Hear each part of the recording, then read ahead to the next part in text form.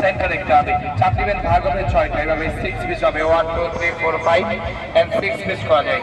সব দিবেন ভিতরে আদা, রসুন, পেঁয়াজ, কাঁচামরিচ যা লাগে 2-4টা আস্তানা পেঁয়াজ দিবেন।